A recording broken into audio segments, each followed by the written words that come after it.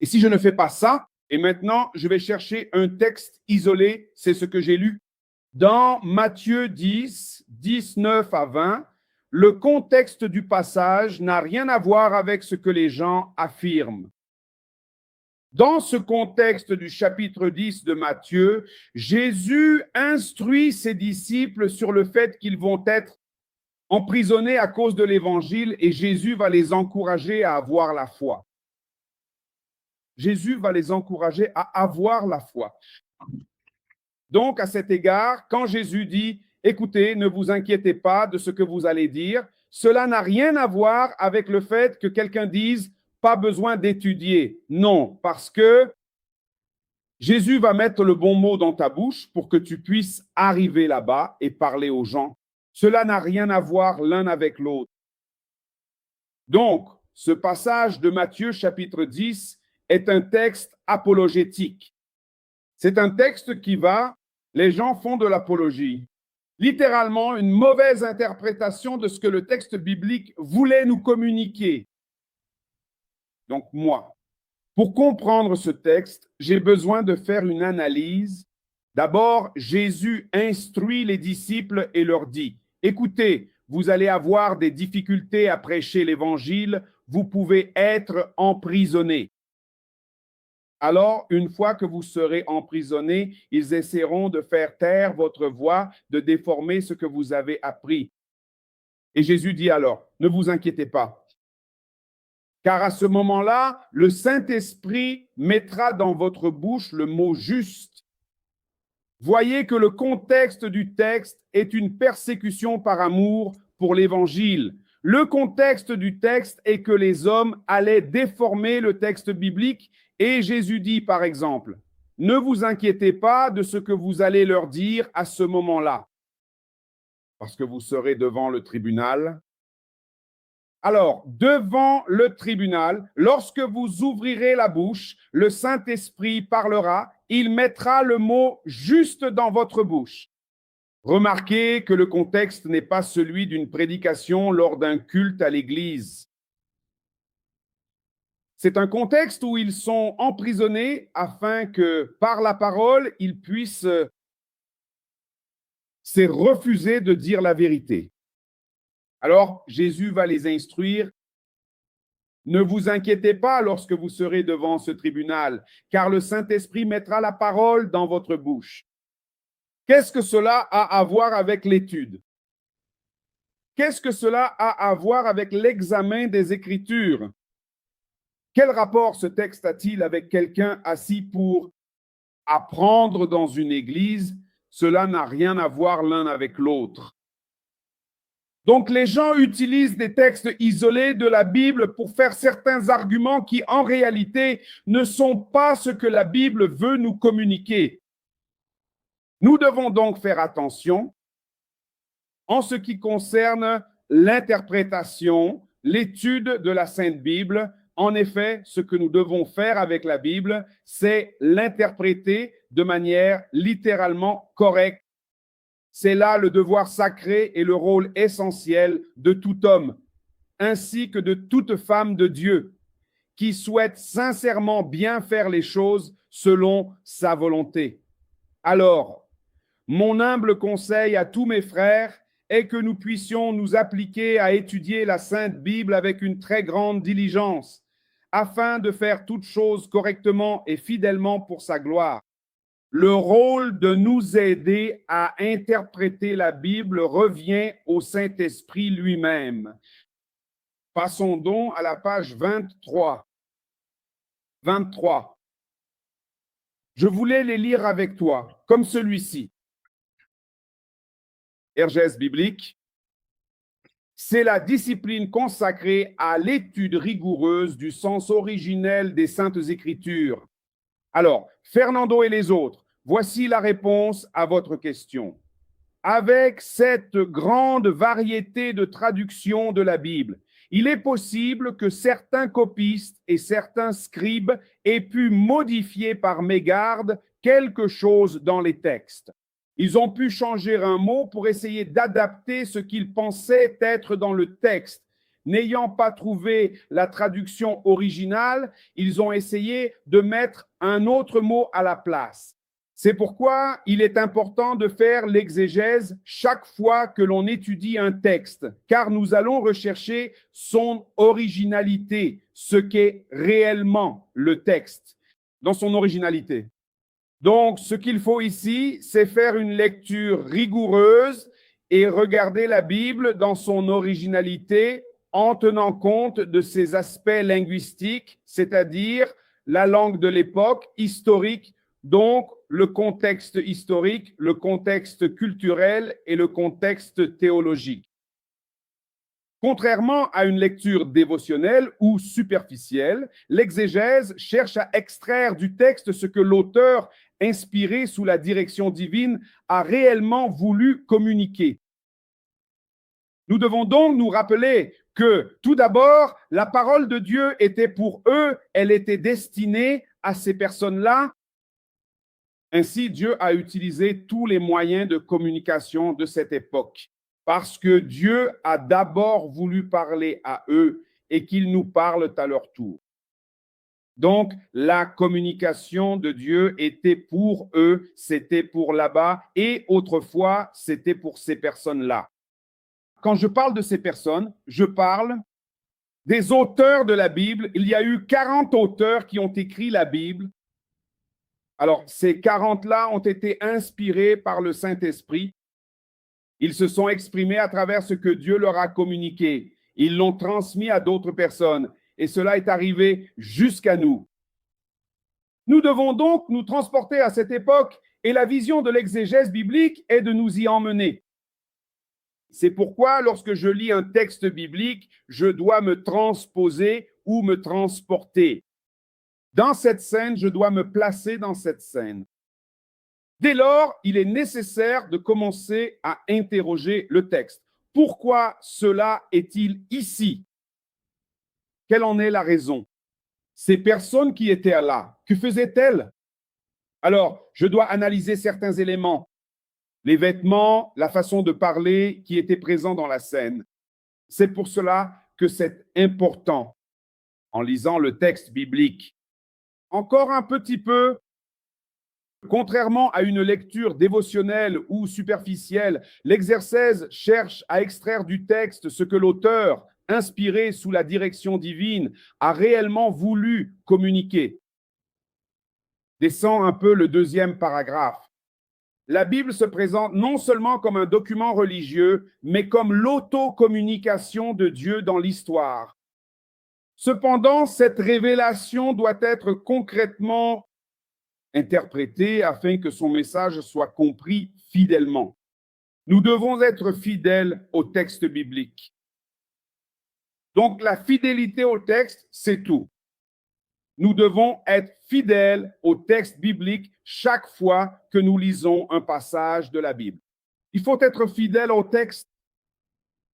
Alors, regarde bien. C'est à ce moment-là que l'exégèse devient indispensable.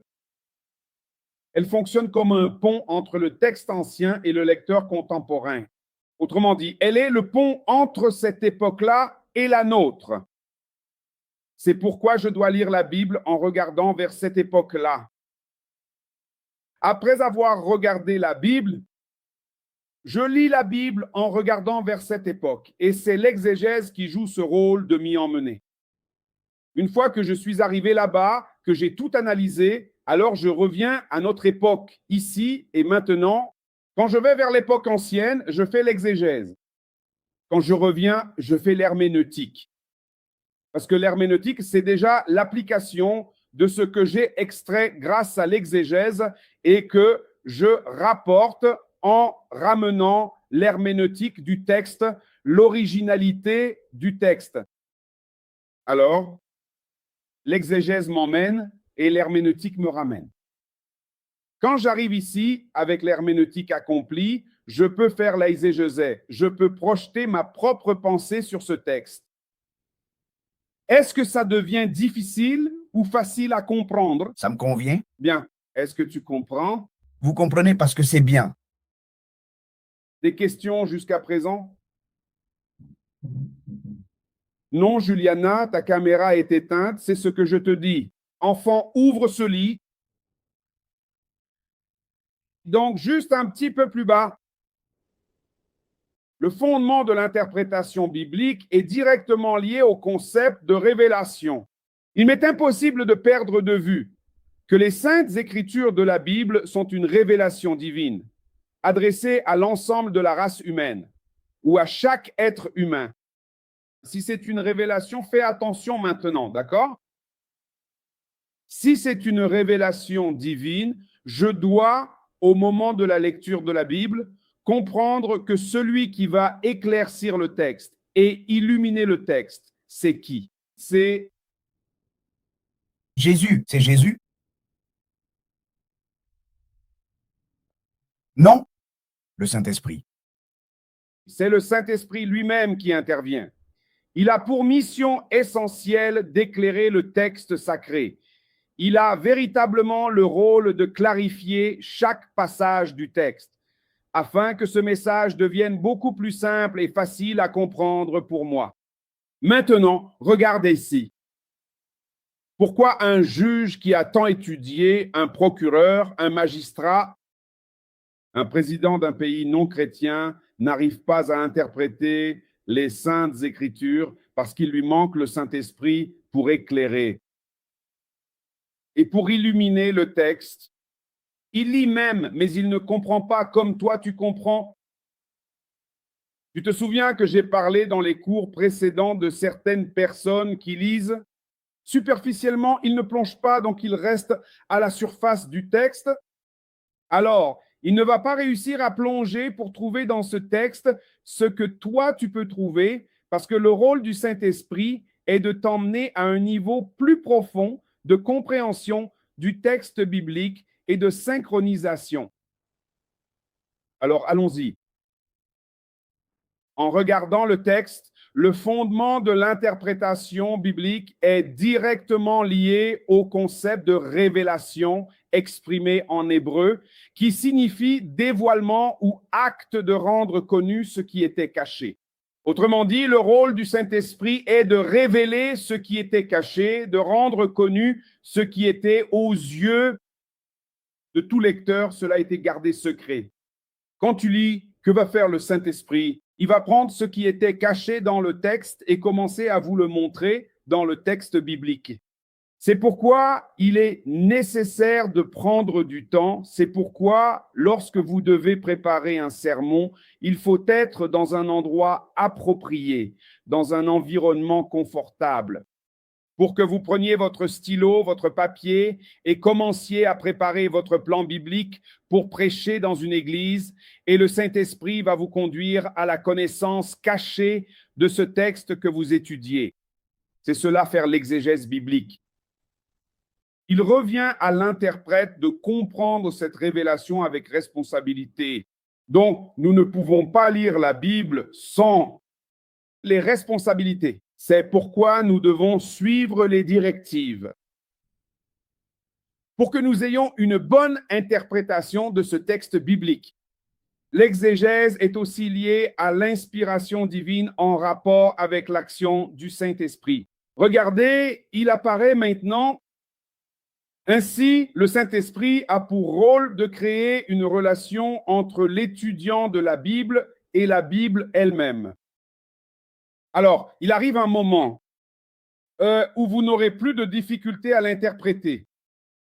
Je donnais cours à une de nos classes et j'ai dit que vous devriez choisir au moins un livre de la Bible pour en faire votre maison pendant un mois.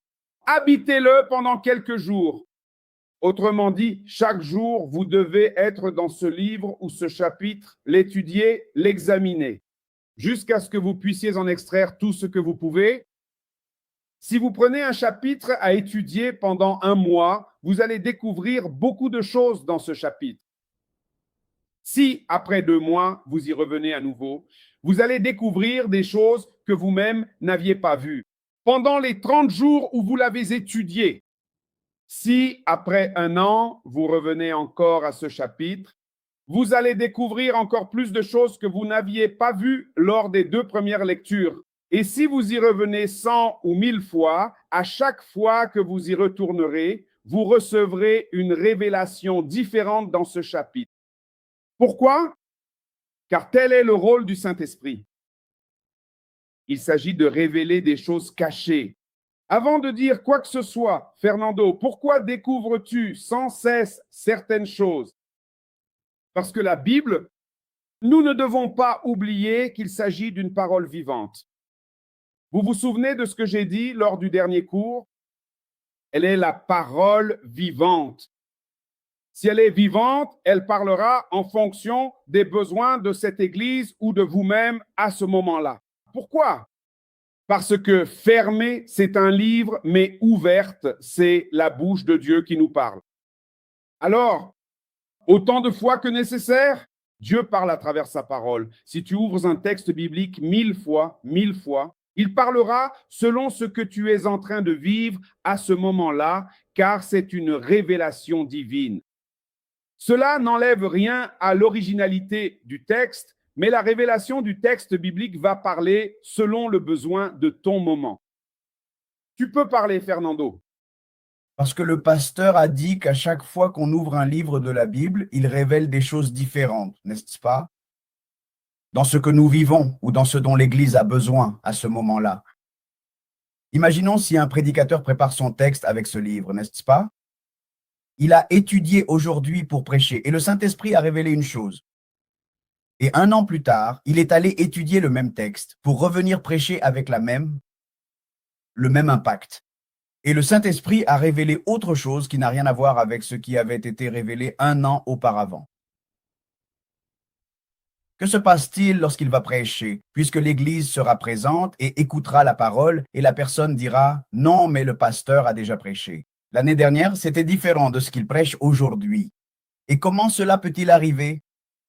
Et les gens qui entendent cela peuvent être confus dans leur esprit. Je ne sais pas si je me fais bien comprendre, pasteur, c'est la seule chose chic, c'est juste. Je sais, il n'y a aucune confusion, aucune. Le rôle de la Bible de Dieu et du Saint-Esprit est de communiquer. D'accord? Oui. La Bible a été inspirée pour la communication entre Dieu et l'homme. Entre Dieu et l'homme. J'ai dit que la Bible comporte plusieurs genres littéraires. Dieu a utilisé tout ce qu'il avait à cette époque. Mais à cette époque, Dieu n'avait pas TikTok, Dieu n'avait pas Instagram, Dieu n'avait pas de téléphone portable, Dieu n'avait pas d'iPad, Dieu n'avait pas de tablette, Dieu n'avait pas d'ordinateur, Dieu n'avait pas Internet, Dieu n'avait pas de radio, télévision, rien.